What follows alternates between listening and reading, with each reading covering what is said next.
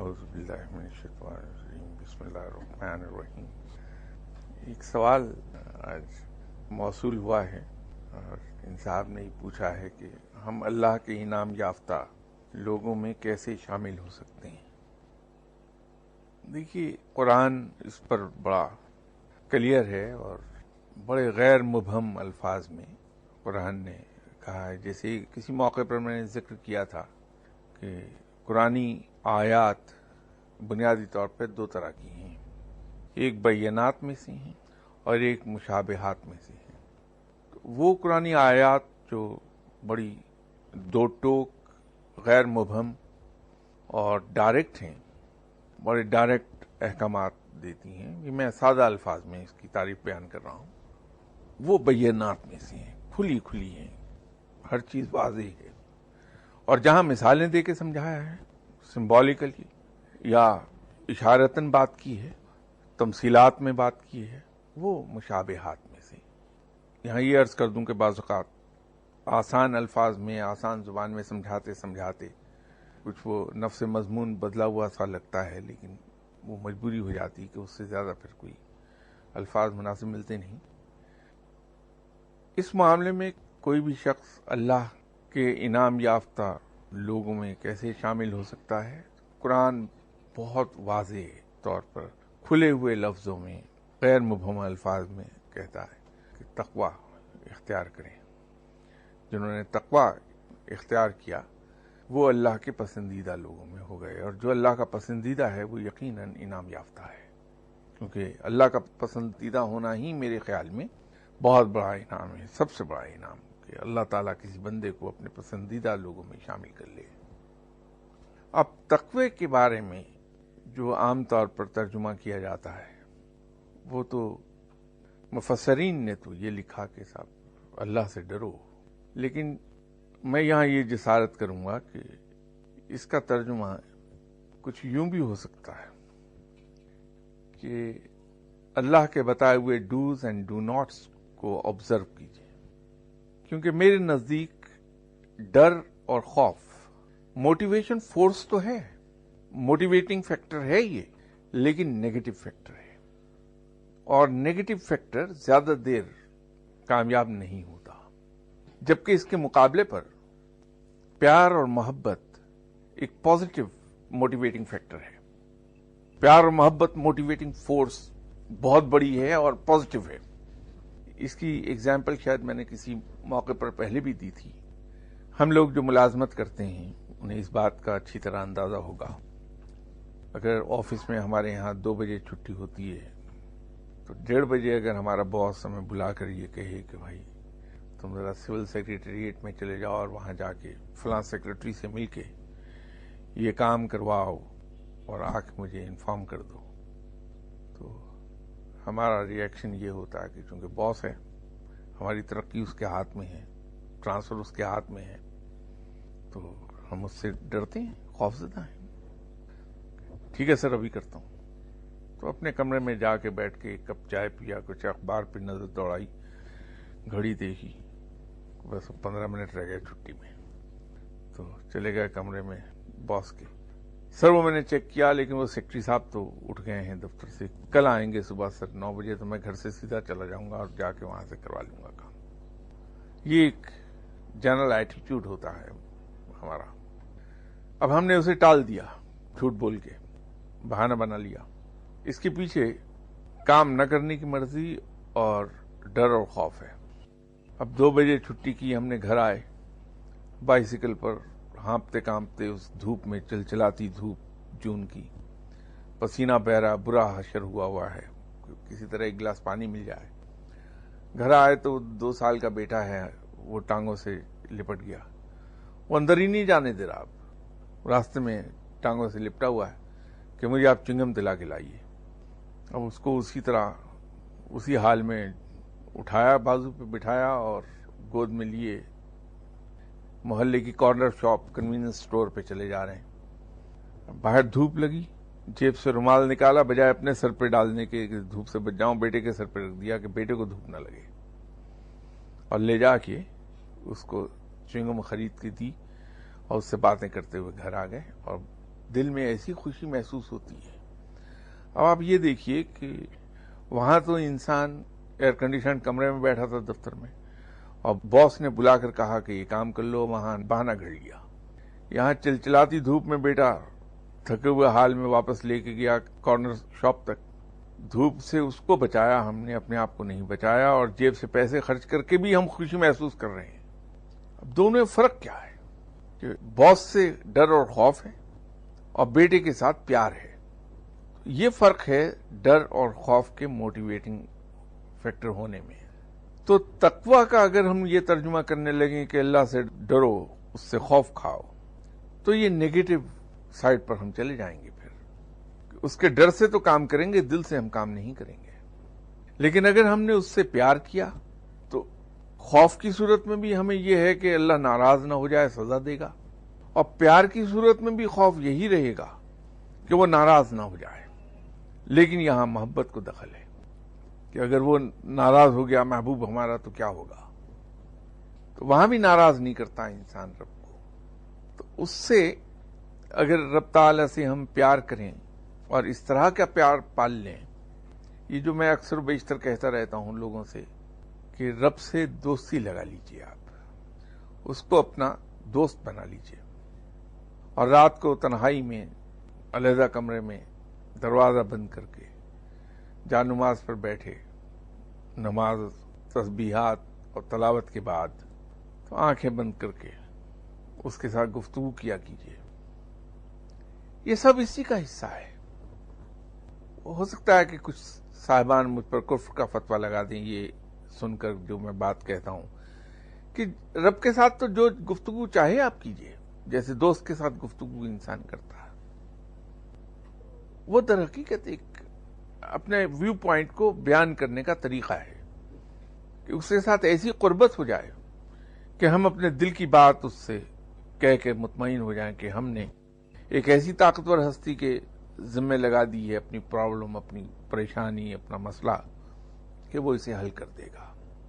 تو انسان بالکل ہلکا پھلکا ہو جاتا ہے، پھر مسائل رہتے ہی نہیں.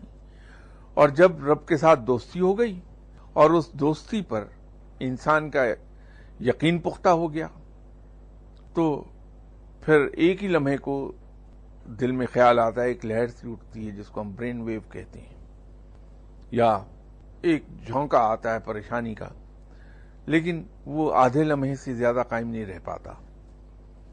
ایک دم آتا ہے کہ فلاں کام کا کیا ہوگا. اسی وقت اندر سے آواز آتی کہ پریشانی کیا ہے، تمہارا دوست اتنا طاقتور بیٹھا ہے اور ایسا قادر مطلق ہے کہ کوئی چیز اس سے باہر ہے ہی نہیں، تو اس دوست کے ہوتے ہوئے تمہیں فکر کاہے کی ہے. تو ایک لمحے، آدھے لمحے میں وہ خیال آیا، آدھے لمحے میں یہ خیال آ گیا، دونوں بیلنس ہو گئے، انسان پھر کہہ کے ہی لگاتا پھرتا ہے. تو تقویٰ، میں تو تقویٰ اختیار کرنے کو کہتا ہوں، لیکن ازروئے ڈر اور خوف نہیں، ازروئے پیار اور محبت جو اللہ کے ساتھ ہے. تو پھر اس کے کہے پر آدمی عمل کرتا ہے، یہ سوچتے ہوئے کہ وہ جس سے میں پیار کرتا ہوں، وہ جو میرا دوست ہے، وہ ناراض نہ ہو جائے مجھ سے کہ اس کی میں نے بات نہیں مانی. یہ پیار کا ڈر اور خوف جو ہے وہ زیادہ طاقتور ہے بنسبت سزا کے خوف کے.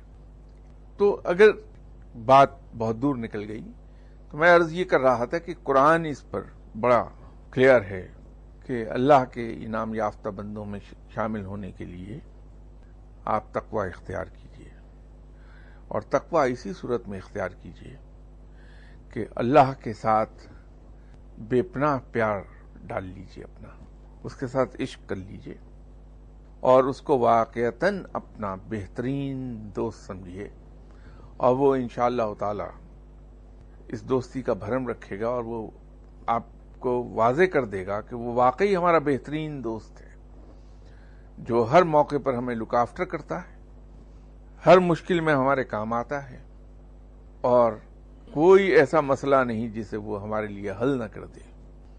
ہاں، یہ ضرور ہو جاتا ہے کہ بسا اوقات ہماری توقعات کے خلاف اس کا حل نکلتا ہے، تو ہم مایوس ہوتے ہیں کہ میں نے تو یہ نہیں چاہا تھا کہ ایسا ہو. لیکن بعد میں کچھ عرصے کے بعد آنے والا وقت یہ ثابت کر دیتا ہے کہ وہی درست تھا جو رب نے کیا تھا. جو ہم چاہ رہے تھے وہ ہمارے لیے نقصان دہ ہو رہا تھا. یہ ہمیشہ آپ پہ واضح ہو جائے گی یہ بات کچھ عرصے کے بعد کہ فیصلہ رب ہی کا درست تھا. یہ میں نے بہت سے لوگوں کو کرتے دیکھا.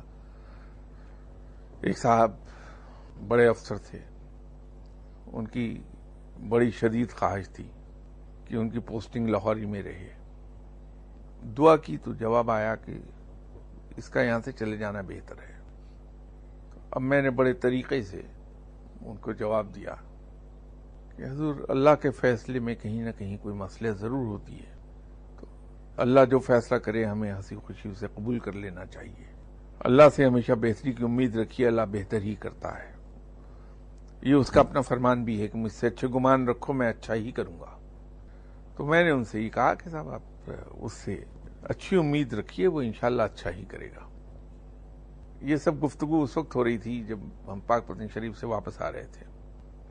تو یہاں پہنچے شام کو ان کے آرڈرز آ گئے کہ لاہور کا چارج آپ چھوڑ دیجئے اور فلاں جگہ چلے جائیے.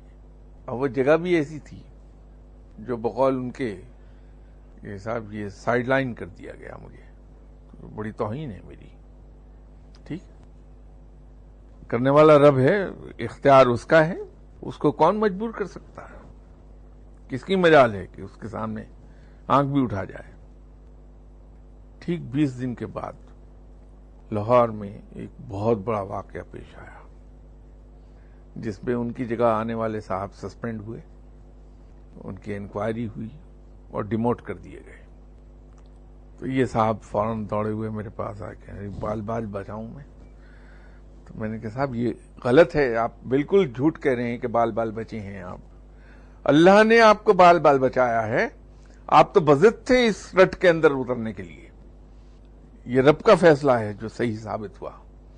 اور اس وقت آپ بہت مایوس تھے، مجھے کچھ کہہ نہیں رہے تھے، لیکن آپ کا دل یہ چاہ رہا تھا کہ آپ مجھے کہیں گولی مار دیں. لیکن اب آپ اتنے ہی خوش ہیں. ہمارا وہ بعد میں ان کا کیا رویہ تھا اس کو چھوڑیے، وہ تو پھر شرمندگی کی بات بن جائے گی ان کے لیے. تو یہ رب کے فیصلے ہمیشہ درست ہوتے ہیں. اسی طرح ایک صاحب ترقی چاہتے تھے، لیکن بعد میں ان کو 1 سال کے بعد میں نے کہتے سنا، خود میرے ہی پاس بیٹھے کہنے لگے اچھا ہوا میری ترقی نہیں ہوئی، یہ کام میں سنبھال نہیں سکتا تھا. اب یہ رب بہتر جانتا ہے کہ ہماری صلاحیتیں کیا ہیں، ہماری کیپیسٹیز کیا ہیں. ہم تو اپنے بارے میں خوش فہمی میں مبتلا رہتے ہیں. اللہ کے فیصلے کو اگر ہم ہنسی خوشی تسلیم کر لیں. خواہشات کرنا انسانی فطرت ہے، دل میں خواہش ضرور پیدا ہوتی ہے، اس میں شک نہیں ہے. اس کو پوری کرنے کی کوشش کرنا بھی ہم پہ فرض ہے، وہاں تک تو ٹھیک ہے. لیکن پھر جو اس کوشش کے جواب میں جو فیصلہ رب کی طرف سے آ جائے اس کو بڑی ہنسی خوشی قبول کر لینا چاہیے. تو یوں توکل پیدا ہو جائے گا انسان میں، اللہ پر بھروسہ پیدا ہوگا، اور یہی راہ انسان کو وہاں لے جائے گی جہاں وہ اللہ کے انعام یافتہ لوگوں میں شامل ہو جاتا ہے. ایک اور سوال کسی صاحب نے کیا ہے کہ گزشتہ اتوار اللہ کے بارے میں یہاں ذکر ہوا تھا، تو وہ اس کی پریکٹس کرنا چاہ رہے ہیں، اور یہ انہوں نے پوچھا ہے کہ یہ کس کی نگرانی میں کی جائے پریکٹس. اس کے بارے میں تھوڑا سا میں اپنے رائے کا اظہار آپ کے سامنے کر دوں، اور مجھے اس پر بالکل قطعی طور پر اصرار نہیں ہے کہ یہ درست ہے. میں انسسٹ نہیں کرتا کہ میری رائے درست ہے، یہ صرف میرے ویوز ہیں جو غلط بھی ہو سکتے ہیں. بات یہ ہے کہ کتابوں میں ہم پڑھیں گے، رسالوں میں، اخبار میں پڑھ لیں گے کہ حضرت پیران پیر غوث الاعظم دستگیر صاحب نے اس لفظ کا، وہ میں لفظ جان بوجھ کے بیان نہیں کر رہا ورنہ کل سے یہاں ورد شروع ہو جائے گا، اس لفظ کا ورد کرتے تھے اور ان کو یہ ایسا مقام عطا ہو گیا. اب جب میں یہ بات کہہ رہا ہوں تو میں یہ سمجھتا ہوں کہ صرف اس لفظ کا بیان کر کے، وہ ایک ہی لفظ ہے، اس لفظ کو بیان کر کے میں اسے آؤٹ آف کانٹیکسٹ لا رہا ہوں، کانٹیکسٹ میں سے نکال رہا ہوں. وہ لفظ تو ایک ہی ہے، لیکن در حقیقت اس لفظ کے پیچھے ایک بہت بڑی تیاری موجود ہے. یہ بالکل اس کی سادہ سی مثال یہ ہے کہ ہم ڈبل روٹی کھاتے ہیں. اب کوئی مہذب، آپ جیسا مہذب انسان تو ایک سلائس کھانے میں شاید 10 منٹ لے لے گا، لیکن مجھ جیسا کندہ ناتراش وہ 1 منٹ میں کھا لیتا ہے. لیکن در حقیقت وہ ایک سلائس جو ہم نے یوں ہی چٹم کر دیا، اس کو تیار کرنے کے پیچھے بہت سے لوگوں کی محنت اور بہت سا وقت صرف ہوا ہے، جس کا ہمیں احساس نہیں ہوگا. تو یہ اکیلا ایک حرف کسی کو اس مقام پر نہیں لے گیا جہاں وہ اولیاء اکرام کی گردن پر پاؤں رکھ دے، بلکہ بچپن سے لے کے آخری سانس تک پرہیزگاری کی زندگی، لوگوں کے کام آنے کی عادت، لوگوں کی خدمت کی عادت، وہ علم جو اللہ نے انہیں عطا فرمایا تھا اس کو آگے بغیر کسی معاوضے کے تقسیم کرنے کی عادت، تواضع کی عادت، سچائی کی عادت اور دیانتداری کی عادت، یہ سب ایک لمبے عرصے تک پریکٹس ہوتی رہی ہیں چیزیں. پھر جب ورد شروع کیا ہے اس لفظ کا تو اس کے اثرات وارد ہوئے ہیں، اور رفتہ رفتہ، اس لفظ کو پھر دوہرا دوں، رفتہ رفتہ آپ ولایت کے درجات طے کرتے ہوئے اس مقام پر پہنچ گئے جہاں اولیاء اکرام کی گردن پر پاؤں آیا آپ کا. یہ ایک دن کا کھیل نہیں تھا، 1 سال کا کھیل نہیں تھا، یا 1 عشرے کا کھیل نہیں تھا، 1 ڈیکیڈ کا کھیل نہیں تھا. یہ ساری عمر کی محنت تھی. تو خمیر تیار کیا گیا تھا اس محنت کے ذریعے سے. اسی طرح اللہ کا ذکر جب ہم کرتے ہیں تو اس کے وہ اثرات جو آپ لینا چاہتے ہیں، اس سے جو میں لینا چاہتا ہوں، وہ ہمیں مل نہیں سکتے تب وقت کہ ہم اس کے لیے گراؤنڈ تیار نہ کر دیں.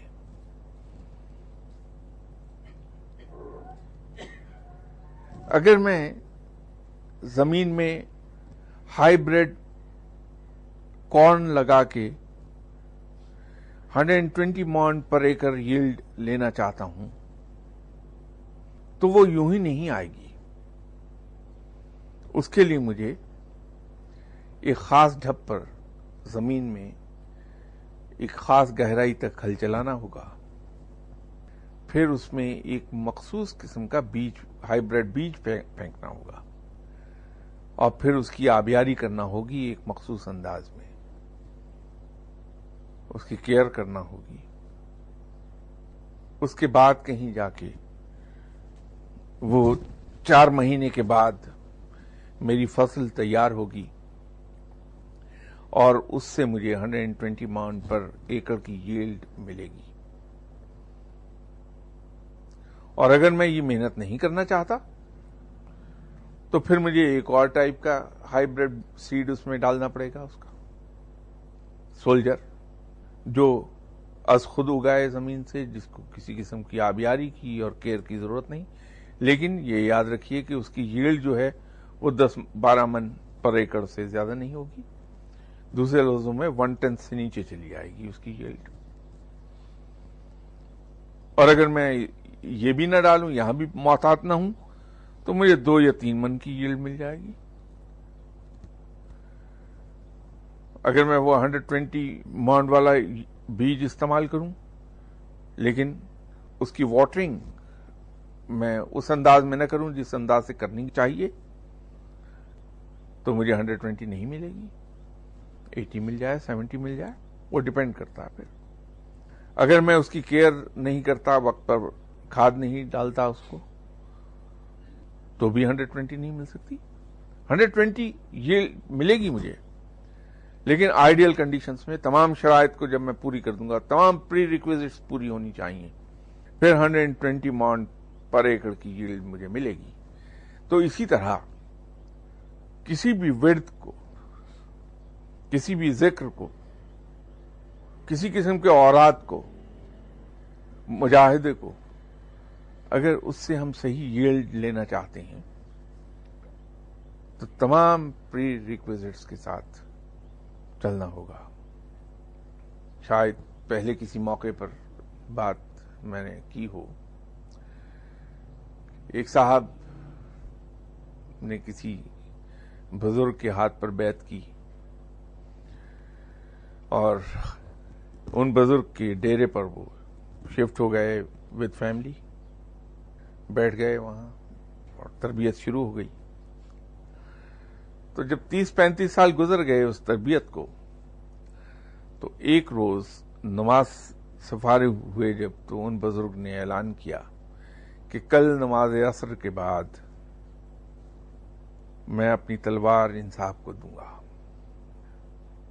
تو سب لوگوں نے ان صاحب کو مبارکباد دی کہ اللہ تمہیں مبارک کرے، بہت بڑا اعزاز ہے کہ مرشد اپنی تلوار خود اپنے ہاتھ سے آپ کی کمر کے گرد باندھ رہے ہیں۔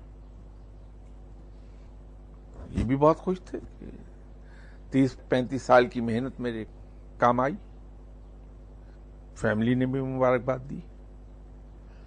اگلے دن جب نماز عصر ہو چکی تو مسجد کے باہر جو جگہ تھی کھلی، اس میں سب لوگ اکٹھے ہو گئے اور ان بزرگ نے کہا کہ میں حسب وعدہ یہ تلوار اب فلاں صاحب کی کمر کے گرد باندھوں گا۔ تو وہ صاحب ذرا آ جائیں سامنے، تو یہ اپنی جگہ سے ہلے اور گئے، جا کے مرشد کے سامنے کھڑے ہو گئے۔ تو مرشد صاحب نے ان سے کہا کہ جو اپنی تلوار تم نے پہلے سے باندھ رکھی ہے، اسے کھول کے زمین پہ ڈال دو اور اس کی جگہ میں دوسری اپنی تلوار باندھ دیتا ہوں۔ تو ان صاحب نے اپنی تلوار جو لٹکائی ہوئی تھی وہ کھولی اور پاس بیگم صاحبہ کھڑی تھیں، ان کے حوالے کر دی کہ یہ لے لو۔ اب انہوں نے، ان بزرگ نے بھی اپنی تلوار کھول لی تھی، تو سڈنلی بزرگ نے کہا کہ نہیں، ابھی تم اس قابل نہیں ہوئے کہ تمہیں تلوار دی جا سکے، ابھی تمہاری تربیت ہونا باقی ہے۔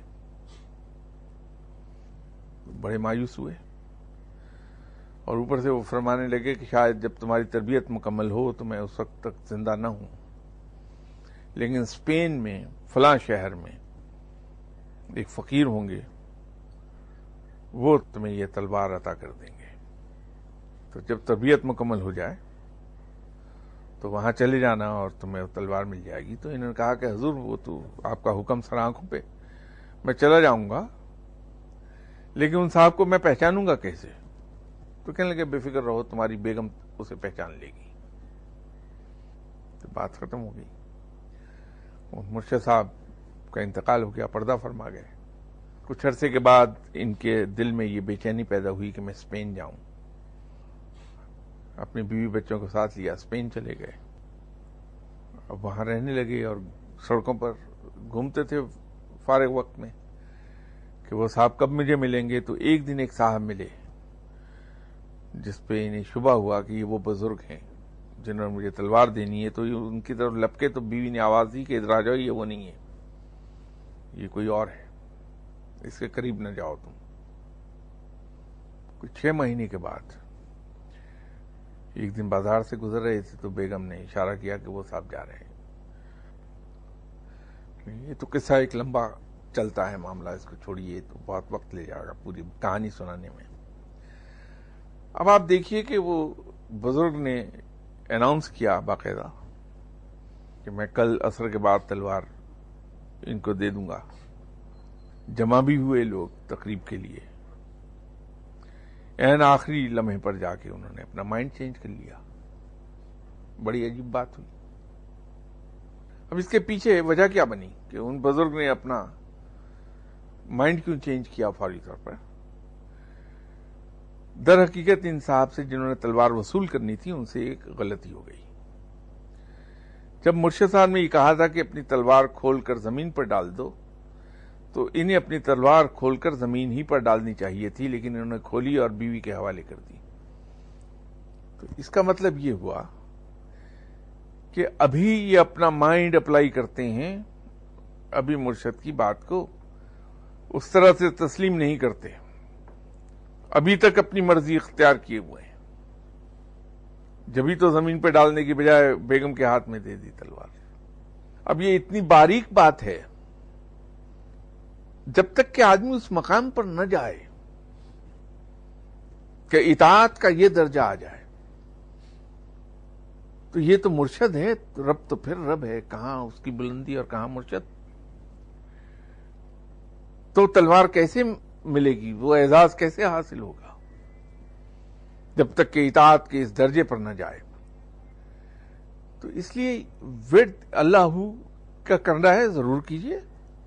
علیحدگی میں ملنے مجھ سے جن صاحب کا بھی یہ سوال ہے میں ضرور انہیں بتا دوں گا، لیکن ملے گا کیا جب تک کہ اس کی آپ نے پری ریکویزٹس پوری نہیں کی، پری کنڈیشنز تو پوری نہیں ہیں اس کی. اس سے کیا لیں گے؟ جو ملے گا ادھورا ہوگا، اور ادھورا علم بہت خطرناک ہے. اب یہ جو تلوار کا قصہ آپ کو میں نے سنایا، اس کے اندر ایک بہت بڑا سبق ہے. رب تعالیٰ کی اطاعت تو اس انداز میں ہونی چاہیے. پھر آپ ورد کیجئے اور دیکھیے چند دنوں کے اندر اندر کیا کیا حاصل ہوتا ہے. ہم تو اتنا نہیں کر سکتے، کم از کم میں تو نہیں کر پاتا، میرے بس کا نہیں ہے کہ اگر میں نے کسی سے کسی صاحب کا کوئی عیب سنا، میرے علم میں آ گیا، تو میں اس کو آگے بیان نہ کروں. میں تو یہ نہیں کر پاتا. مجھ سے آج تک یہ نہیں ہوا کہ کوئی صاحب اگر میں کسی کو دیکھ لوں کہ وہ شراب پی رہے ہیں تو میں خاموش ہو جاؤں. میں تو ڈھنڈورا پیٹتا ہوں لوگوں کے پاس جا کے فوراً. میں یہ نہیں کر پاتا کہ اگر میں نے کسی کا عیب دیکھا ہے، کوئی صاحب آ گئے وہی عیب بیان کر رہے ہیں ان صاحب کا میرے سامنے، تو میں یہ کہہ دوں کہ نہیں بھائی وہ انسان ہے، وہ بہت اچھا انسان ہے، بیچارے سے غلطی ہو گئی، اس کا پاؤں پھسل گیا، ٹھیک ہو جائے گا وہ. میں یہ نہیں کہہ سکتا. میں تو اس کے ساتھ مل کے اور 10 برائیاں کر دیتا ہوں، بلکہ جو میرے اندر برائیاں ہیں وہ بھی میں دوسرے آدمی میں ڈال دیتا ہوں. یہ عام کرتا ہوں میں یہ نہیں کر پاتا. ابھی دیکھیے کتنی اچھی باتیں آپ سے کر رہا ہوں میں. آپ ابھی ذرا سا مجھے برا بھلا کہہ دیجیے اور پھر میری آنکھوں کا رنگ دیکھیے. آپ وہ جو انگریز کہتا نا، then you just see the colour of my eyes. کیسا غصہ آئے گا مجھ کو، میں برداشت نہیں کر پاؤں گا آپ کی تنقید ذرا سی بھی. بھول جاؤں گا کہ میں کن صلی اللہ علیہ وسلم کا امتی ہوں. تو میرے اوپر کوڑا کرکٹ یا اوجڑی پھینکنا تو بڑی دور کی بات ہے. آپ گلاس کا پانی کہیں پھینکیے اور اس کی ایک ذرا سا چھینٹا میرے اوپر پڑ جائے اور تماشا دیکھیے کیسے لڑتا ہوں آپ سے میں. اس وقت مجھے یہ یاد نہیں آئے گا کہ میں آپ صلی اللہ علیہ وسلم کا امتی ہوں. تو جب میں یہ چیزیں نہیں اپنے اندر پیدا کر پاتا، آپ ذرا سا میرا نقصان کر دیجئے، میں ابھی سڑک کے کنارے کھڑا آپ کو نظر آؤں گا اور ہر آتے جاتے کے سامنے فریاد کر رہا ہوں گا، لیجئے بتائیے یہ صاحب میرا یہ نقصان کر گیا. تو اگر میں یہ نہیں کر سکتا تو کوئی وظیفہ، کوئی ورد کیسے مجھے کوئی فائدہ دے گا؟ اطاعت تو غائب ہے وہاں سے، صرف ذکر ہے، اطاعت غائب ہے. تو اطاعت پہلے آتی ہے، یہ یاد رکھیے گا. تو اس پہ زیادہ میرا خیال ہے ضرورت ہے کہ یہ تو جو زیادہ کی جائے اس پر کہ صاحب ہم اطاعت اختیار کر لیں پہلے، پھر ہم ذکر، اذکار اور وظائف، اوراد، پھر ادھر کو جائیں. پہلے گراؤنڈ ہم تیار کر لیں، زمین کے اندر ہل چلا کے اس کی واٹرنگ کر کے اسے چھوڑ دیں ہم، تاکہ فالتو پانی ایویپوریٹ ہو جائے. اور وہ غالباً اسے پنجابی میں وتر کہتے ہیں شاید. وہاں تک زمین آ جائے تو پھر بیج ڈالا جائے اس میں. میں نے کبھی اس کا کاشتکاری کی نہیں اور نہ میں گاؤں میں کبھی گیا، اس لیے وہ مجھے اندازہ نہیں. اگر غلط کہہ گیا ہوں تو میں معافی چاہتا ہوں. اس کے بغیر بیج صحیح فصل نہیں دے گا. اور بیج ڈالتے وقت بھی پھر محتاط ہونا ہوگا ہمیں کہ بیج وہ ہم پک کریں جو وہاں کی سوائل کنڈیشنز کو اور ویدر کنڈیشنز کو سوٹ کرتا ہو. یہ بھی ایک بنیادی شرط ہے. اگر میں الاسکا سے ایک بیج لے آؤں گا اور یہاں لا کے اگانے کی کوشش کروں گا تو وہ کبھی فصل نہیں مجھے ٹھیک دے گا. میں بیجنگ کا بیج لا کے یہاں اگاؤں فصل نہیں آئے گی صحیح. یا اگر میں خط استوا کے ایکویٹر کے کسی جگہ کا بیج لا کے یہاں اگاؤں گا تو وہ فصل نہیں دے گا مجھے ان ویدر کنڈیشنز اور ان سوائل کنڈیشنز کے مطابق بیج چننا ہوگا اور وہ ڈالوں گا تو مجھے ییلڈ ملے گی. تو ذکر بھی وہ پک کیجئے جو آپ کی باڈی کیمسٹری کو، آپ کی نیچر کو سوٹ کرتا ہو. لیکن بہرحال مجھے یہ کوئی اعتراض نہیں کہ اللہ کا ذکر کرنا چاہتے ہیں آپ علیحدگی میں مل لیجئے. میں یہ سوال مزے کا ہے جن صاحب نے بھی بتایا، راضی برضا رہنے کی کیفیت میں دوام اور استقامت کیسے ممکن ہے باوجود مشکلات اور مسائل میں اضافے کے. یہ بہت مزے کا سوال ہے. اس کا ایک حصہ ایک غیر مسلم نے، میں چونکہ شور نہیں ہوں کہ وہ جیو تھے یا وہ ان کا تعلق کسی اور عقیدے اور مذہب سے تھا، کیونکہ میں نارملی کسی سے پوچھتا نہیں. میرے لیے اتنا ہی کافی ہے کہ آنے والا اسی رب کا بندہ ہے جس رب کا میں بندہ ہوں، وہ اتنا ہی کافی ہے میرے لیے. تو لیکن اتنا مجھے معلوم ہے کہ وہ غیر مسلم تھا. یو کے میں وہ صاحب ملے مجھے. انہوں نے ایک بات مجھ سے کہی کہ صاحب یہ بتائیے کہ اسلام زیادہ دیر تک اپنی اصلی حالت میں رائج کیوں نہیں رہا؟ اسلام تو اصلی حالت میں موجود ہے لیکن امپلیمنٹ نہیں کیا ہم نے پھر اسے. تو اس سلسلے میں نے ان سے ہی گزارش کی، صحیح تھا یا غلط تھا مجھے نہیں معلوم، لیکن وہ کنونس ہو گئے وہ صاحب اس بات پہ. تو میں نے ان سے عرض کیا کہ اگر آپ ہمارے دین کی گہرائی سے اسٹڈی کریں اسلام کی تو آپ کو یہ اندازہ ہوگا کہ یہ ایثار اور قربانی کا مذہب ہے. آپ دوسروں کے لیے ایثار کرتے ہیں یا قربانی کرتے ہیں، اور یہ بظاہر، پھر میں رپیٹ کر رہا ہوں کہ بظاہر گھاٹے کا سودا لگتا ہے اگرچہ ہے نہیں، لیکن چونکہ ہم ہر چیز کو اس کی فیس ویلیو پہ لیتے ہیں، اس کے ظاہر کو دیکھتے ہیں، اس کو سطحی طور پر دیکھتے ہیں، تو ہم یہ سمجھ نہیں پاتے کہ در حقیقت یہ فائدے کا سودا ہے. تو چونکہ یہ بظاہر گھاٹے کا سودا لگتا ہے، اس کا امیڈیٹ امپریشن گھاٹے کا ہے، تو ہم اس سے دوڑ جاتے ہیں. تو یوں امپلیمنٹیشن کے اندر پرابلمز موجود ہوتی کہ میں کسی کو کچھ دینے کے لیے 100 بہانے گھڑتا ہوں کہ میرے پاس فالتو کہاں بھائی، میرا تو اپنا گزارا مشکل سے ہوتا ہے تو میں فالتو کہاں سے نکالوں گا پیسہ. اسلام اس بات کو نہیں مانتا. اسلام کا عقیدہ تو کچھ اور ہے کہ اگر آپ کے پاس سرپلس ہے تو وہ تو یقینی طور پر دوسروں کا حق ہے. کہہ رہا ہوں کہ وہ یقینی طور پر دوسروں کا حق ہے. اگر آپ کے پاس آپ کی ضرورت کے مطابق ہے تو کچھ تھوڑے سے ایثار سے کام لیجئے اور اپنی ضروریات کو تھوڑا شرنک کر لیجئے اور دوسرے کی خدمت میں پیش کر دیں. اور اگر آپ کی ضروریات سے بہت کم ہے تو پھر قربانی کیجیے، اور اس بہت تھوڑے میں سے بھی تھوڑا سا نکال دیجیے۔ یہ بالکل اسی طرح کہ اگر ہم کسی کو امیر نہیں کر سکتے کیونکہ ہمارے پاس خود نہیں، ہم تو خود بھوکے ہیں، کسی کو کھانا نہیں کھلا سکتے کیونکہ ہم خود بھوکے ہیں، تو کم از کم ہم اپنی بھوک تو اس سے شیئر کر سکتے ہیں، اپنی بھوک تو تقسیم کر سکتے ہیں اس کے ساتھ۔ کہ اگر میری بھوک 4 روٹی کی ہے اور مجھے کہیں سے 2 میسر آ گئیں، تو میں اس 2 میں سے ایک اگر کسی اور کو دے دوں تو میں اپنی بھوک اس کے ساتھ شیئر کر رہا ہوں۔ تو یہ کام تو میں کر سکتا ہوں۔ اسلام اس میں بلیو کرتا ہے کہ اگر آپ کچھ نہیں کر سکتے تو اپنی بھوک تو اس کے ساتھ شیئر کر لیجئے۔ پھر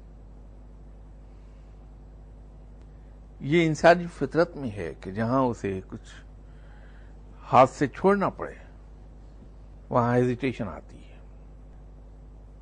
تو اسی طرح یہ راضی برضا رہنے کی کیفیت میں دوام و استقامت، بات یہ ہے کہ راضی برضا رہنے میں بھی ہماری بظاہر خواہشات کی قربانی ہوتی ہے۔ جیسے میں ابھی تھوڑی دیر پہلے درحقیقت اس سوال کا جواب میں دے چکا پہلے گفتگو کے دوران، بغیر اس سوال کو دیکھے میں اس کو بیان کر رہا تھا۔ تو وہ استقامت ایک ہی صورت میں آئے گی کہ ہم یہ دیکھنا شروع کر دیں کہ جب سے میں نے ہوش سنبھالا آج دن تک، جہاں جہاں میری محنت کا اور میری کوششوں کا نتیجہ میری خواہشات کے خلاف آیا، تو بعد میں وقت نے کیا ثابت کیا کہ وہ درست تھا جو میں چاہتا تھا، یا جس ڈائریکشن میں ایفرٹ کر رہا تھا وہ درست تھی، یا جو رب کا فیصلہ آیا وہ درست ثابت ہوا وقت کے ساتھ ساتھ۔ تو جب ہم یہ دیکھیں گے کہ ہر مرتبہ رب کی طرف سے آنے والا فیصلہ ہی درست ثابت ہوا، تو یہ یقین آ جائے گا کہ میرے رب کی طرف سے جو فیصلہ آئے گا وہ درست ہوگا۔ میرا فیصلہ غلط ہوتا ہے کیونکہ میری عقل ناقص ہے۔ تو پھر بار بار کا تجربہ جب سامنے آئے گا میرے ریویو میں، تو مجھے اعتبار آ جائے گا رب پر، بھروسہ پیدا ہو جائے گا اس پر، ٹرسٹ کرنے لگوں گا اپنے رب کو میں، تو یوں استقامت آ جائے گی اور میں اس کے ہر فیصلے پر راضی رہنے لگوں گا۔ لیکن شرط یہ ہے کہ ہم اپنے فارغ وقت میں ریویو ضرور کریں اپنی زندگی کو، کہ کہاں کہاں پر کیا کیا پیش آیا جس پر ہم وقتی طور پہ ناخوش ہوئے، لیکن بعد میں وقت نے ثابت کیا کہ وہی کچھ ٹھیک تھا جو میرے رب نے کیا۔